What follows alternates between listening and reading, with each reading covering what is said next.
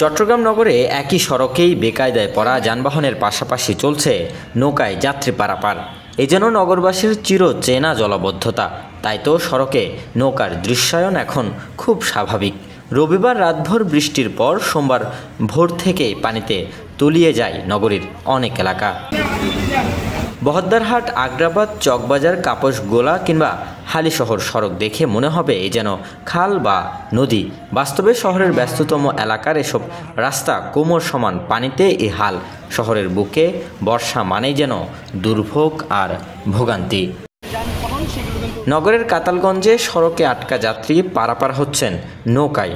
পানিতে কোমর সমান ডুবে কিংবা কয়েক কিলোমিটার হেঁটে গন্তব্যে যাত্রা করছেন অনেকে।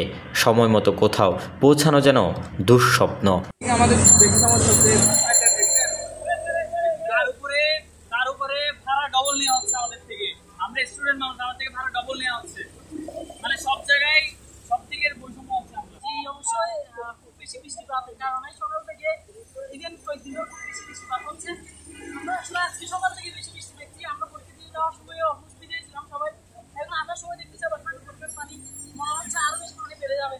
আমার ঘরের সামনে ছিল প্রায় 11 পানি, আমার থেকে অনেক কষ্টে রিক্সা নিয়ে আমার আমরা এখন তো এখানে যদি মেয়র সাহেব কাজ করে তাহলে আমাদের ভোগান্তিটা কমতে হবে।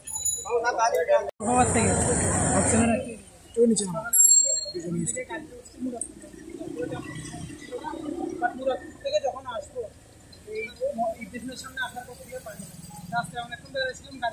সোমবার চট্টগ্রাম মহানগরীর বিভিন্ন জলাবদ্ধতাপ্রবণ এলাকা পরিদর্শনের পর কারণ তুলে ধরেন চট্টগ্রাম সিটি কর্পোরেশনের মেয়র ডাক্তার শাহাদাত হোসেন।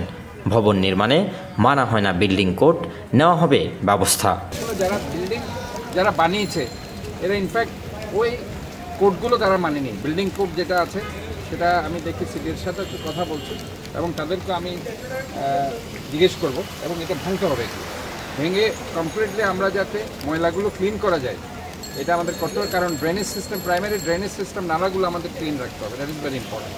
জলাবদ্ধতা নিরসন সময়ের ব্যাপার উল্লেখ করে নানা উদ্যোগের কথা জানিয়েছেন মেয়র শাহাদাত। এখানের যে সার্ভিস ড্রেনগুলো আছে, যেগুলো আপনার প্রাইমারি ড্রেনেজ সিস্টেম নালাগুলো আছে, সেগুলো আমরা ক্লিন রাখবো। আমি এটা সরজমিনে দেখেছি আজকে। তো এটা আমি আমার যে প্যানেল এক্সপার্ট আছে তারাও আসবে, এসে এই কাজটা আমরা দ্রুত শুরু করব। আর এই জায়গাটা একটু নিচু আছে, রাস্তাটাকেও আমাদের একটু উঁচু করতে হবে। অন্যদিকে সাগরের নিম্নচাপের প্রভাব কেটে গেলেও চট্টগ্রামে আরও 2-3 দিন মাঝারি থেকে ভারী বৃষ্টি অব্যাহত থাকতে পারে বলে জানিয়েছে আবহাওয়া office. Desk report, news now 24।